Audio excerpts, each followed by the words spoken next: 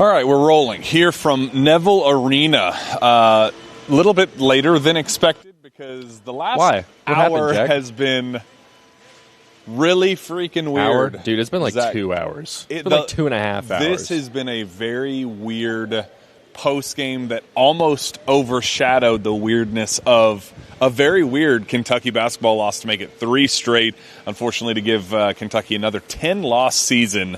So big picture, we obviously have concerns, a lot to be frustrated about, and just how the season is unfolded with the highs and lows or whatever. But nothing matters more right now than the post-game craziness. So to set the tone, the game goes final. Got the Colin Chandler push-off.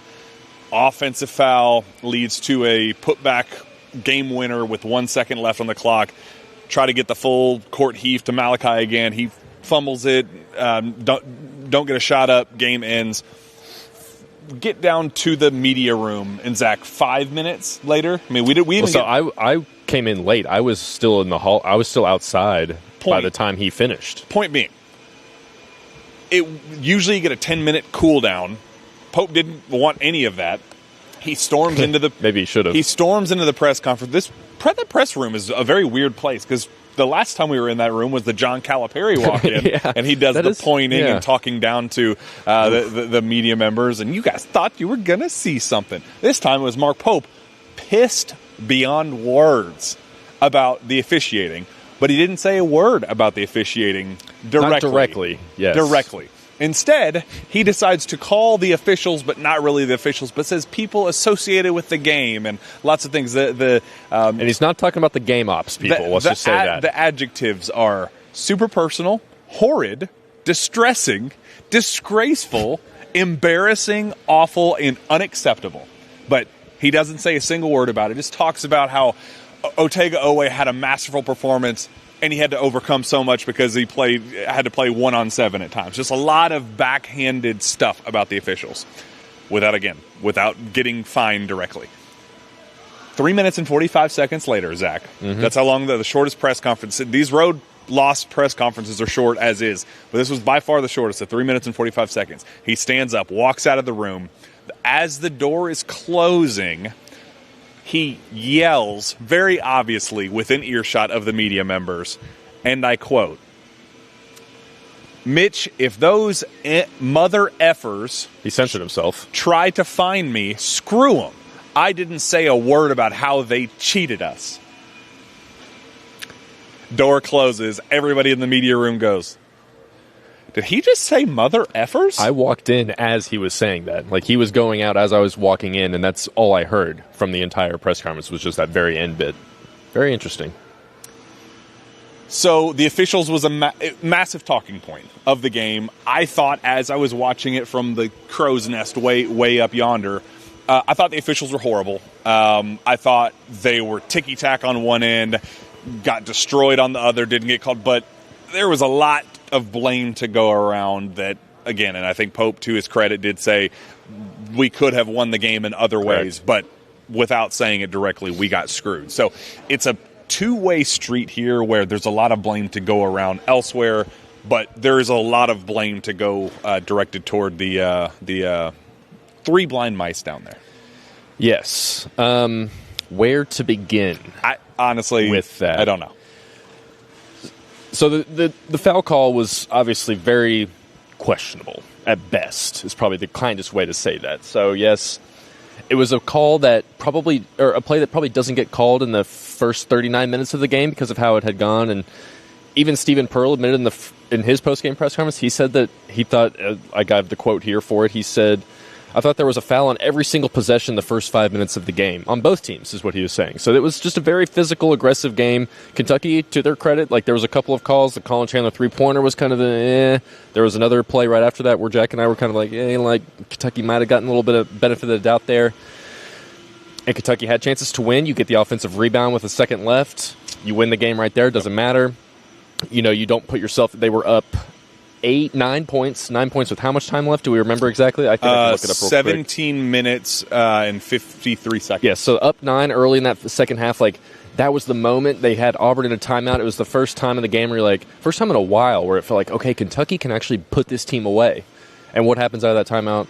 4 straight points for Auburn. It's a 5-point game, and then we're just back into this back and forth. So to say Kentucky didn't shoot themselves in their foot would still, that still happened a little bit as well. So, and then for Stephen Pearl to kind of, his post-game press conferences were almost just as confusing to me, because he kind of, he said that he thought Chandler extended his arm and that it should have been a foul call, and then he later goes on to say that the officials were calling everything, they weren't calling everything all game long, and kind of gave them credit for that. And it's like, okay, so you're kind of... He said if they had called everything, they called it every possession on the first 5 minutes, but if they called it that same way the entire game long, both teams would shoot 50 free throws. Yeah, so he was kind of, he was obviously just playing because his team won. He was trying to play to that angle that his team won. So frustrating all around. Way for Kentucky to lose.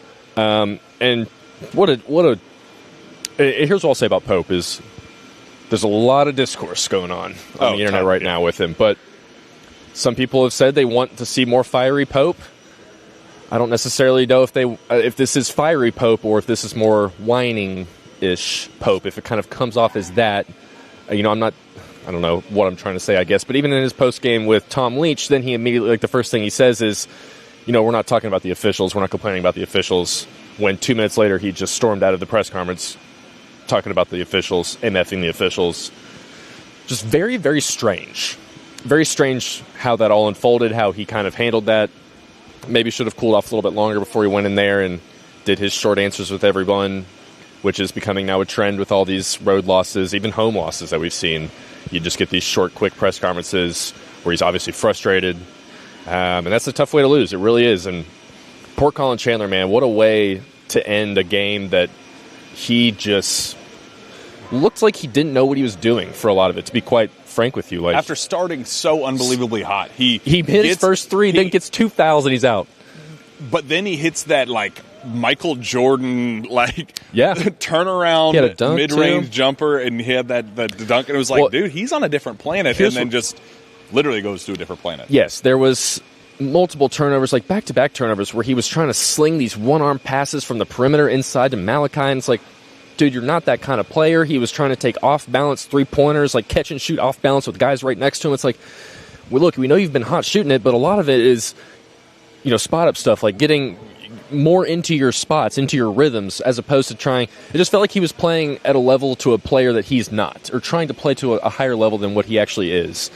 And that hurt him. He was 1 for 6 from 3. He had 5 turnovers of Kentucky's 14. Obviously, not all the blame is on Colin Chandler, but in particular, his game stands out just because it was so poor compared to how he had been playing, where he was shooting so well from deep. And then, we talked about three-point shooting being the key to the game for Kentucky. They were the best three-point shooting team in the SEC coming this game, and then they start 2 for 4 and finish 6 of 23. Denzel hit one late, a deep three to Kentucky was down 5 or 6 with a minute or 2 left, and Ortega and Denzel just said, we'll just try and take over. Ortega had a career-high 29 points. We haven't talked about that yet. Yep. He was awesome. He had a couple of bonehead moves, bonehead plays, but for the most part, he was dunking everything. He was fun to watch. He really was. He was exciting. That was a really fun part about this game to watch, but the taste that's going to be left in everyone's mouth from this game is how the press conference went and how Mark Pope handled it, probably in a way that I don't think most fans wanted. At least in that setting and how it all unfolded. Yeah, it's complicated because he went. He's been criticized for being park mope. Yeah, often. This one was the fiery, pissed off. All right, it's us against the world. I'm tired of all of the haters that say that we're this or we're that. We're going to write our own story. Screw what the record says. We're going to kind of forge our own path. Part of me was kind of like, all right, Mark. I'm feeling this more than the first time he really went after the officials all season. Maybe since he's been here, really. As Steven noticed, and I went back and rewatched it, he technically watched the final pass from Colin full court, but 90% of that whole sequence, he was eyeing down the official. Courtney Green. Yeah. He was eyeing down him the entire way, glanced over to watch the pass and the muff, and that was what it was, but continued to eye down Courtney Green on his way off the floor. So part of me does go, okay, I'd rather that than Eeyore Mark Pope at the podium. It does have a sense of, okay, this season is what it is at this point. Like, they're not going to work their way into a double bye. They're not going to become, this top 4 seed, all the best case scenarios. This team is going to live in that hopefully Thursday start in Nashville. They're going to have to grind their way there, and then they're going to be a 9 seed or an 8 seed or something, and they're going to have to pull off an upset, and they're going to have to kind of grind their way. And that identity matched a little bit more with Pope at the podium this time than I'm depressed, the season is over, oh bother. There was part of me that's like, all right, yeah, the season is what it is. It's not a lost cause, but okay, they're going to have a couple missteps. They're going to pull off an upset. They're going to do some weird, funky stuff. Just get to Nashville and then just let everything else play. I think Pope is done with the regular season. Yeah, I think a lot of people are done with I'm done with the regular season. I think the man behind the camera is especially done with the regular season. Yes. Yeah. But, I mean, to be fair to Mark Pope, like, there really wasn't anything he could have said in that press conference to make you happy. Honestly, how many times have we in the last 3 weeks sat at his midweek press conferences and said, dude, I don't have anything more to ask him until we get to the stuff that matters. Well, we're just at that point in the season, where we've kind of talked about the same stuff, same players, same questions more or less over and over again. You can only talk about Jaden Quaintance in the GM position so many times before the canned answers just continue to open up. The team is what it is. It is what it is. So, there is a bit of, like, what else is Mark Pope supposed to do? Like, I kind of hope that the SEC, like, tries to, like, come out and find him or something, and that way he can address it even more and maybe say, like, look, this is, I mean, like, the call was... He should not get fined for it. The Colin Chandler offensive foul was bullshit. Yeah. It was a bad call. It shouldn't have been made. It shouldn't have been made in the context of how the first 39 minutes and 45 seconds of that game had played out. We were sitting there watching it unfold, and I was watching Colin lean, and like the reason he was leaning, I was leaning on Zach, going, "Don't do it, don't do it." And then yes, he does extend, but it also was an unbelievably egregious flop. And like the rest just got baited all night long. Mm-hmm. Suckers, total gullible suckers. That I'm glad that I'm always the one that complains about officiating. Always. Like, tweet about it, complain on Rapid Reactions about it. So it does kind of feel like vindication a little bit to have the head coach be at the podium. And he's like, you know what? Yeah, that kind was of be stupid. like, all right, I've been kind of complaining about this. It feels like all season long the SEC officials have stunk a big pile of dung. Steamy dung, yes. And tonight was the tipping point, the cherry on top of that dung. Yes. Weird night, man. I don't know if I have any more to say about the Mark Pope thing. Okay, big picture. The game was what it was. Three-game losing streak. First time since the COVID team. Yes. The 9-16 team. Yep. This. We are not in a good state of Kentucky basketball. The program is not in a good, healthy state. But 4 games left in the regular season. Do they take this another low point and turn it into a little run these last 4 games and create some magic in Nashville? Well, if you want to try and turn it around, you've got the perfect opponent coming up next. It's the worst team in the SEC. It's South Carolina. It's on the road. That's a game that Kentucky should still win. Building that is a house of freaking horrors, man. I hate Columbia. I will say, you lose that game, they will start to collapse upon themselves a little bit. So you definitely got to go in and win that game. It has to be a 30-point beat down. Like, all honestly, right, man, we're over it. Just get a win.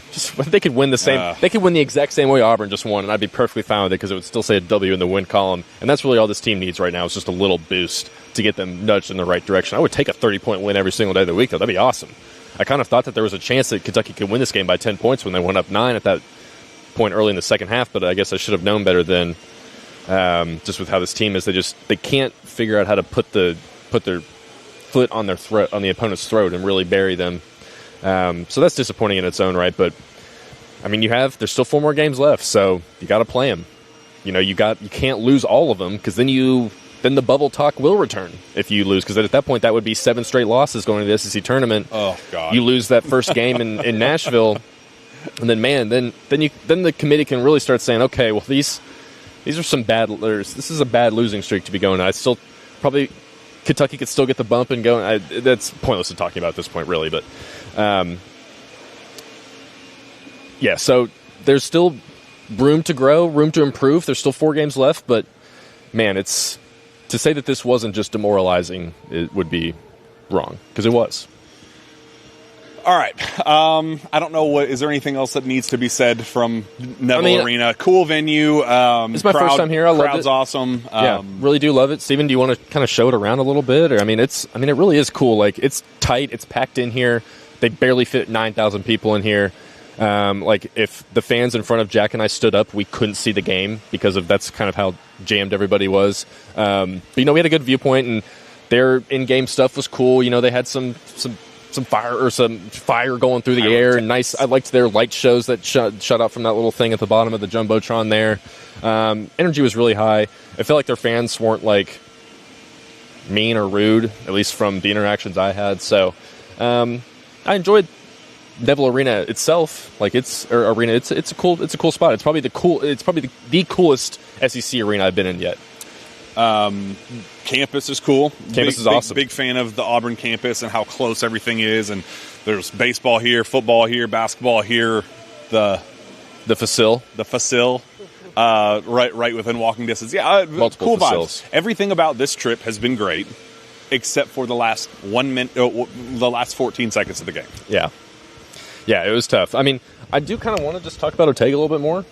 Yeah, he deserves it. I feel like Correct. He deserves a little bit of flowers, and he. I don't know if his Instagram story is still up, but should be. He had some earn that fine, Ortega. You're making plenty of money. He had some thoughts on the officials as well that he also said in the postgame radio with Tom Leach, or who was he? Was he talking to Tom Leach? Yes. Or, yeah, I think because apparently they pulled Goose Givens off radio or something. I don't really know.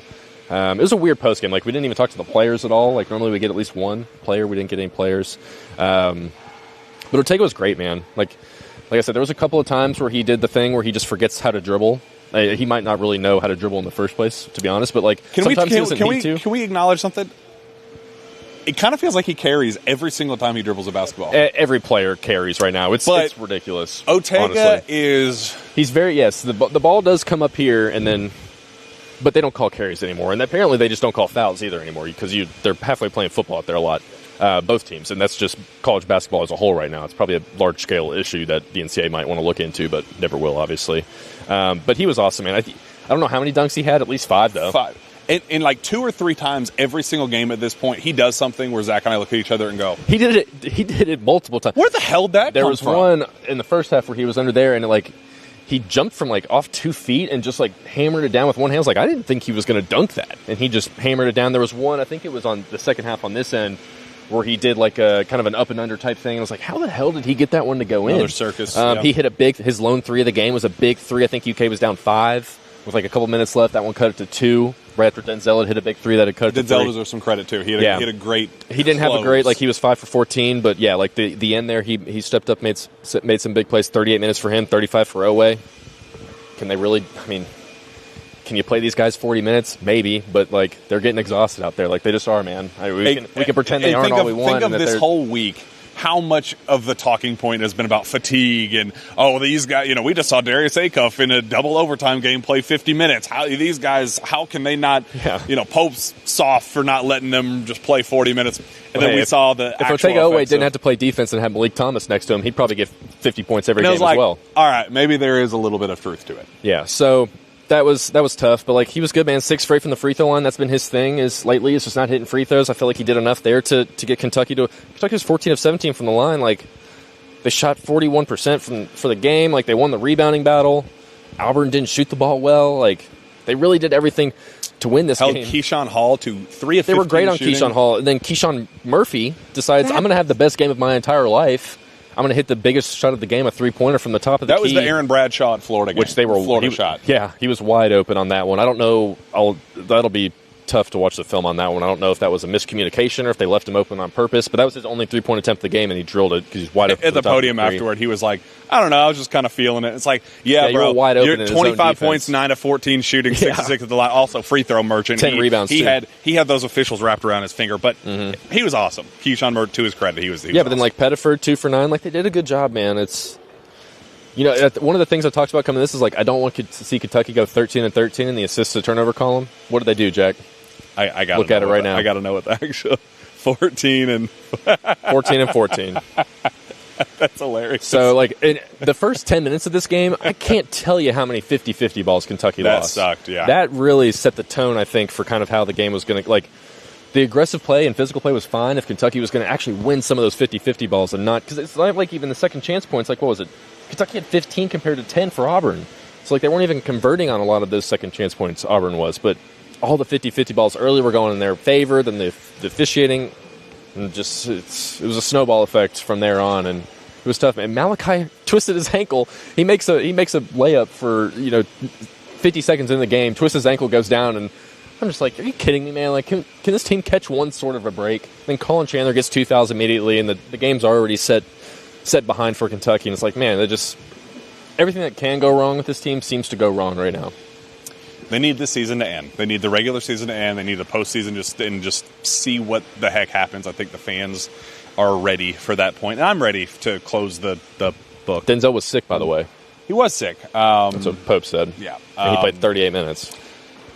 Good for him. Good finish. Proud of him. Those two especially. Some good stuff. Parlor Pizza Player of the Game, I believe. The officials? No other they're definitely the most valuable of the game for sure. But it has to be Otega Owe, and he continues to do superhero stuff. He tried 7 boards, 3 assists. He tried to put the cape on and did his best, but Kryptonite he had got 4 him fouls or 3 fouls Yeah. he was foul trouble for most of that game too. Mm-hmm.